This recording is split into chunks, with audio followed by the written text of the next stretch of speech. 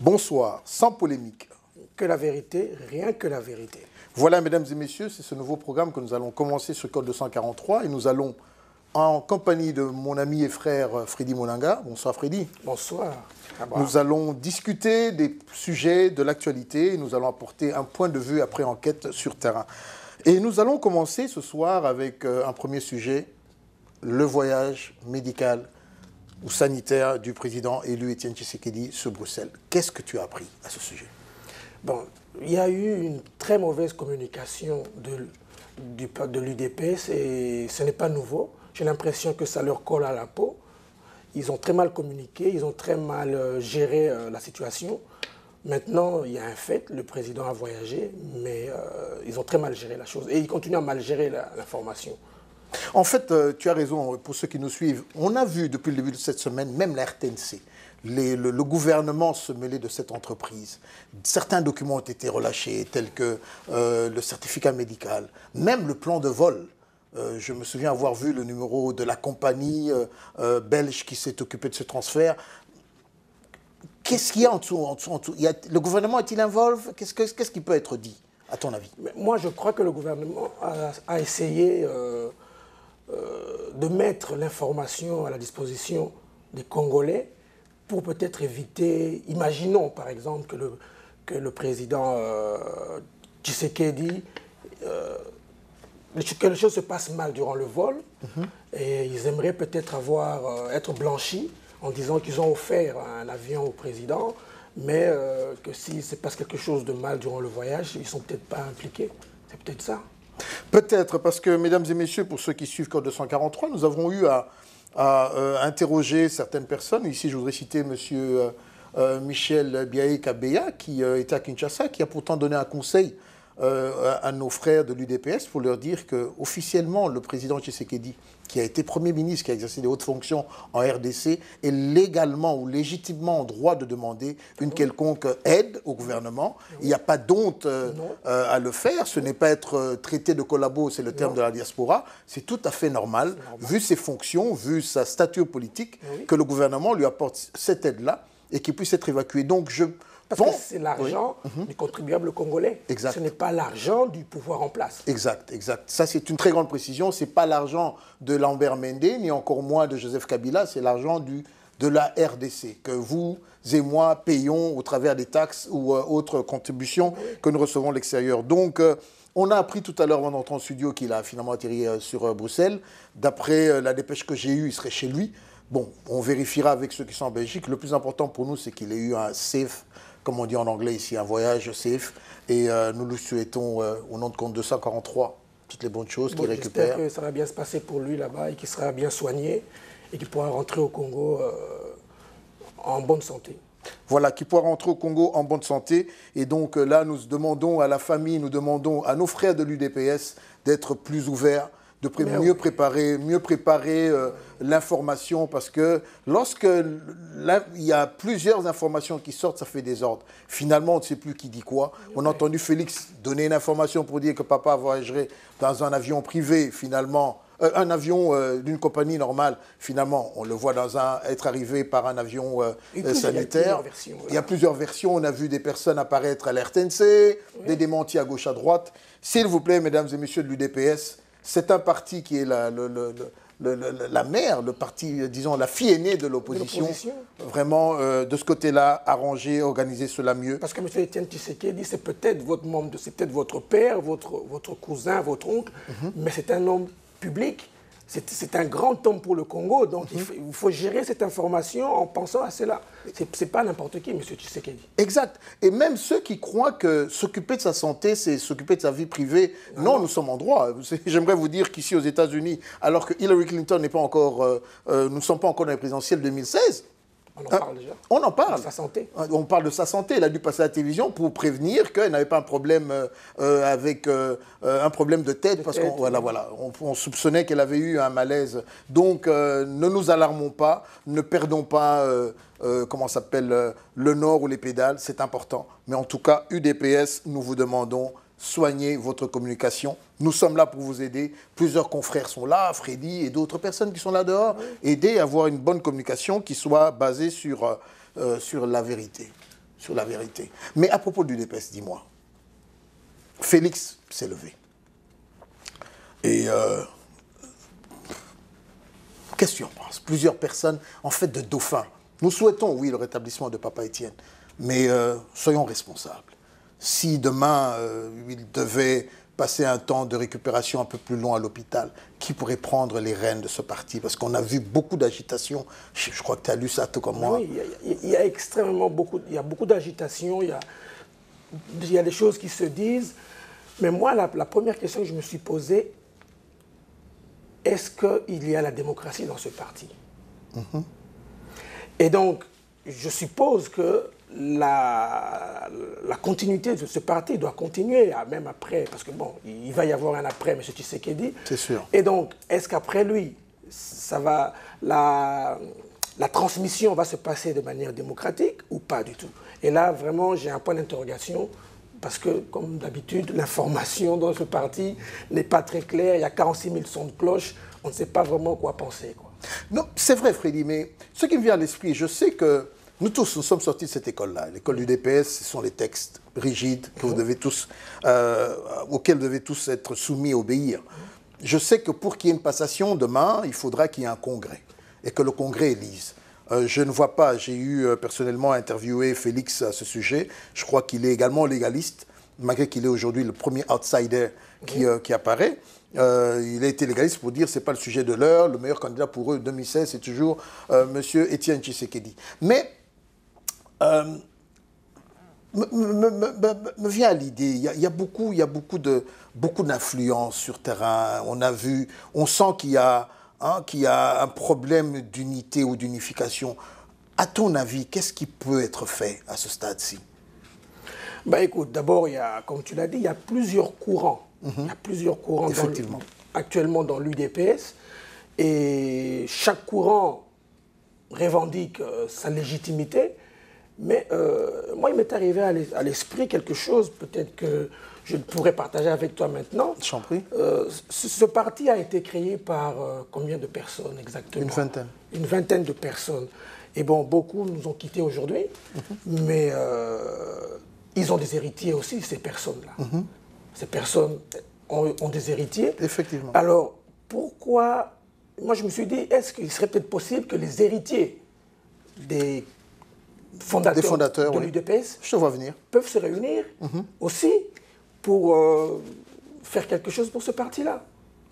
Waouh! Là, je voudrais lancer l'invitation, et je me sens concerné, à tous ceux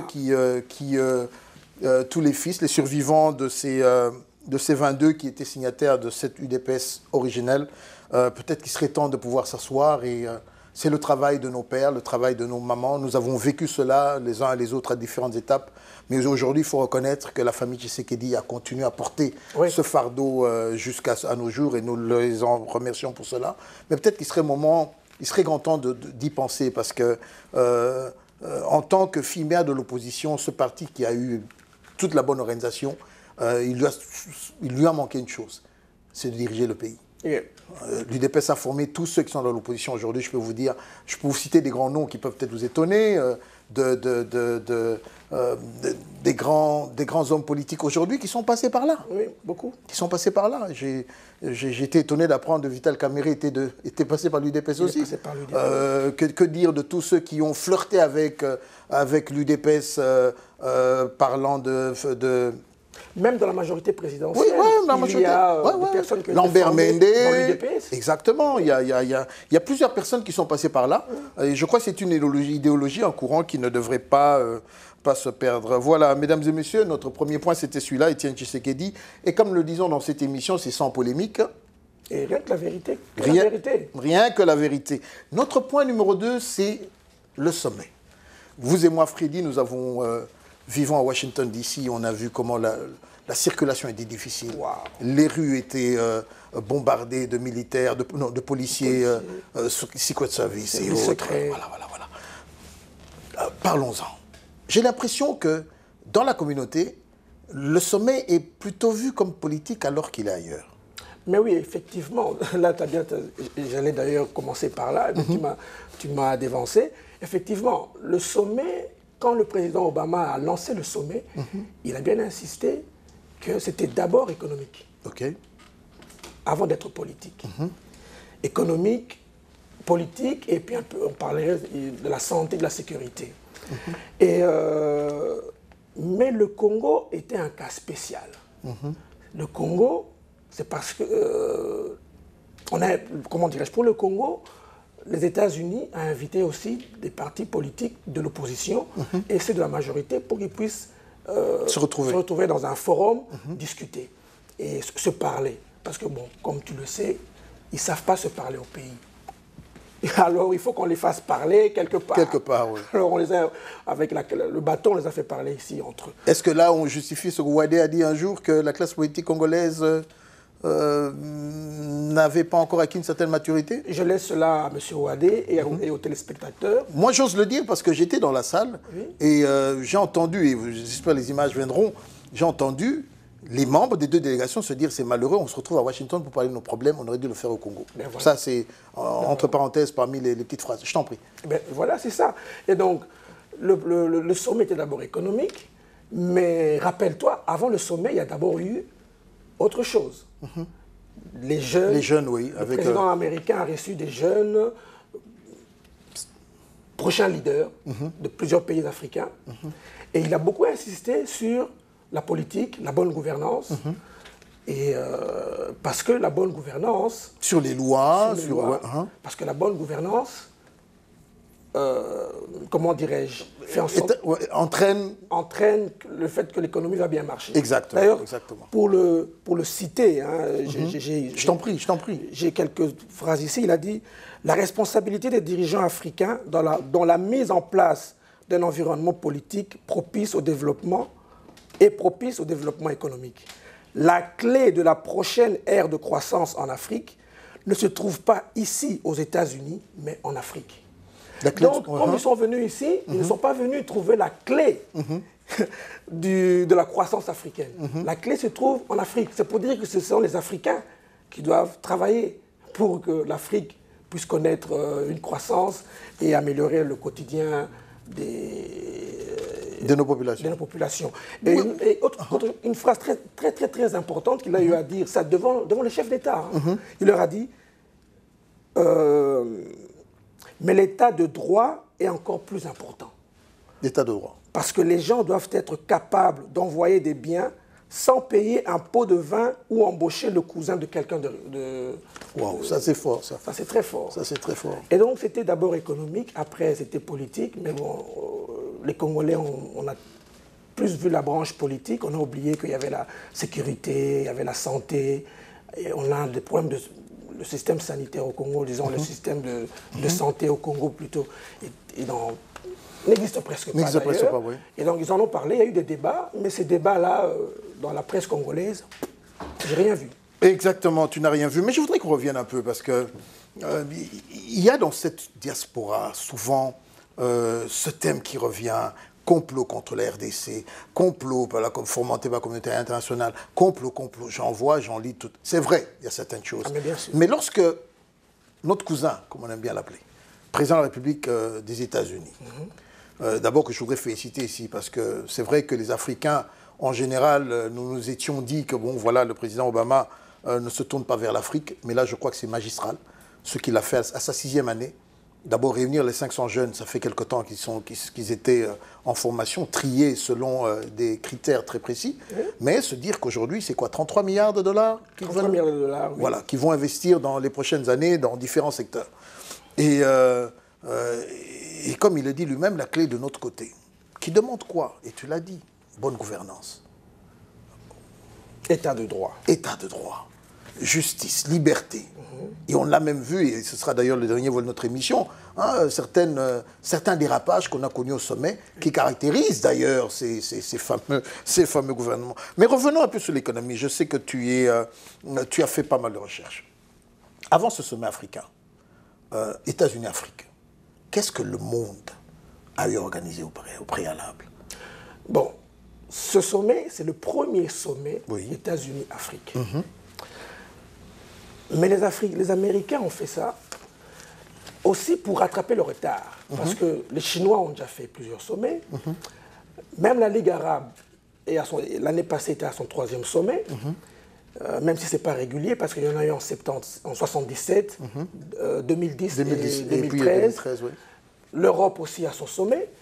Et donc, depuis 10 ans, la Chine est devenue le partenaire numéro 1 de l'Afrique en général. L'Europe 2e, les États-Unis 3e. Et il y a eu comme un désintéressement des échanges commerciaux entre de l'Afrique et des États-Unis par l'administration américaine, de la part de l'administration américaine. Et notre cousin, comme tu le dis,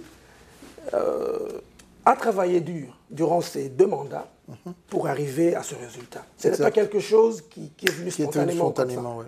Parce que les Africains et les Congolais en particulier n'ont pas étudié Obama. Exact.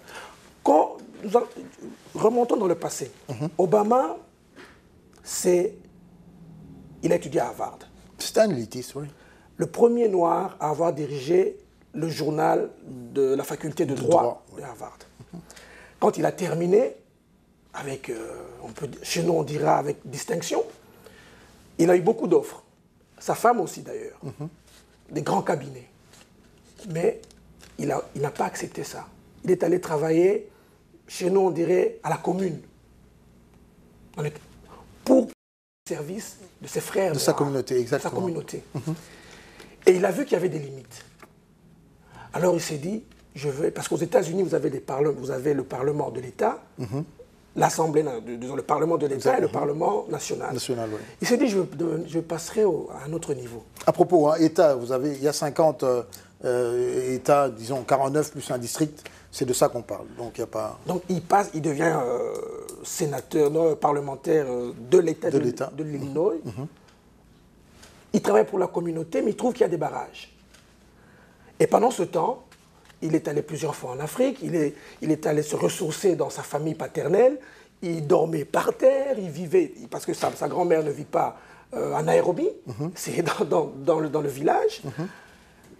Et là, il se dit, je dois passer au niveau fédéral. Parce qu'il a vu qu'il y avait toujours des problèmes, il n'arrivait toujours pas à ce qu'il voulait. Il a essayé une fois pour entrer au Congrès, il a raté. Et il y a eu son fameux discours lors de la Convention démocrate pendant les élections présidentielles où Kerry était candidat. Exact. 2004 2004. Et ce discours-là l'a propulsé très haut. Une place, c'est parce que chaque État a 2 sénateurs. Un sénateur de son État, je crois, il était décédé. Une place s'est libérée. Et il a postulé, il a été sénateur. Et là, il s'est battu pour l'Afrique et pour le Congo. Exact. Ça, il faut le dire. Les gens oublient. Il s'est battu pour le Congo. Il a même fait passer une loi au Sénat et au Congrès, une loi en résumé qui dit que tout pays qui participe ou qui encourage le pillage des ressources du Congo et la déstabilisation du Congo, les États-Unis ne devraient plus supporter ce pays-là. Exact. Et maintenant, il est passé président de la République. Mais il nous a donné un outil. Et je n'ai vu aucun parti politique de l'opposition ou de la majorité faire du lobbying ici à Washington pour que les États-Unis puissent mettre en pratique la loi. Donc les États-Unis sont pour le moment hors la loi en ce qui concerne le Congo. Et quand nos amis sont venus ici pour durant cette table ronde opposition pouvoir, je suis sûr et certain qu'Obama attendait cela. Oui, ça je voudrais le confirmer. Et personne n'a appuyé sur cette loi-là. Ils ont discuté ici, il y a eu des incidents. Oui, on va y arriver. Et ils sont repartis. Personne n'a fait du lobbying pour que les États-Unis implémentent cette loi-là. C'est grave. C'est grave, comme tu le dis, Freddy, et nous sommes dans le vif du sujet, parce que j'aurais voulu que ceux qui nous rejoignent dans ce nouveau programme de Code 243, où nous disons c'est sans polémique. Et rien que de la vérité. Rien que la vérité. Nous voulons dire la vérité ici. Nous sommes sans parti pris. Ce qui nous intéresse, c'est de vous informer sur ce que nous savons en allant à la source. 33 milliards de dollars. C'est bien cela qui est prévu dans cette, pour la prochaine étape dans l'assiette. Basé beaucoup plus sur les énergies renouvelables. Oui. Quoi encore Il y a 19 milliards qui a été collecté justement pour les énergies renouvelables. Il y aura le groupe Marriott et puis General Electric qui sont dedans. Et puis le reste, c'est des entreprises, d'autres entreprises américaines. Et donc, c'est parce que sans électricité, c'est très difficile de développer un pays actuellement. C'est comment dirais-je, la pensée oui. de M. Obama. Et par ailleurs, mesdames et messieurs, j'aimerais vous dire, j'ai failli tomber des nues en lisant ces rapports. J'ai vu qu'un pays comme le Sénégal, par exemple, va bénéficier d'une aide de 115 millions de dollars pour construire une route d'une centaine de kilomètres qui ramène le kilomètre, non pas à 1 million de dollars comme on le voit chez nous au Congo, mais à 150 000 dollars le kilomètre. Mesdames, messieurs, imaginez-vous, nous sommes dans ce même continent africain. Chez nous, on facture 4, 5, 6 fois, je veux dire 6 fois et demi, plus le prix du kilomètre. Je ne sais pas si au Sénégal, les matières premières coûtent moins cher ou sont beaucoup plus proches des lieux où les routes se font. Mais regardez cette gabegie financière qui font qu'au Congo, lorsqu'on veut vous faire une route, que ce soit la nationale, les prix commencent à 1 million de dollars le kilomètre. Ça voudrait dire qu'au passage, beaucoup de gens s'enrichissent, beaucoup de gens construisent ce qu'ils sont en train de construire. Ce qu'on vous appelle modernité à Kinshasa n'est que souvent le fruit de beaucoup de malhonnêteté. Vas-y, Champé. Il y a une chose, parce que j'ai lu cet article aussi, c'est la Ligue arabe, au fait, qui donne cet argent. Et dans le cas du Sénégal, ils ne sont pas en train de refaire une route. Il n'y a pas de route, c'est entre deux villes saintes, et ils vont vraiment construire une nouvelle route, déboiser, construire la route. Chez nous, le million de dollars, c'est pour des routes qu'on refait. Exact. Donc une nouvelle route, peut-être que ça coûterait encore plus cher.